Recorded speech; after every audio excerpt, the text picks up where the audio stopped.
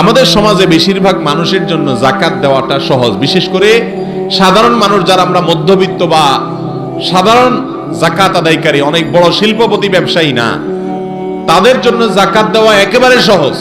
কিভাবে সহজ আমি বলি। আমরা সারা বছরই আত্মীয় স্বজন, গরিব দুঃখী, আশপাশে পাড়া প্রতিবেশী, টুকটাক সবাইকে দেওয়া লাগে কি লাগে না? লাগে। আজকে ভাগ্নির বিয়া, পরশু ভাতিজির বিয়ে, তরশু এলাকার একটা গরিব মানুষের চিকিৎসার খরচ লাগে।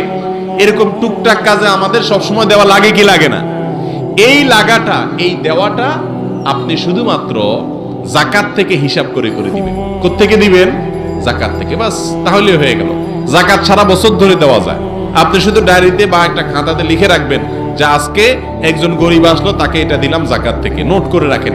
বছর শেষে এবার হিসাব করলেন কত টাকা দিলেন, আপনার যে যাকাত আসছে সেখান থেকে আপনি এটা বাদ দিলে হয়ে গেল।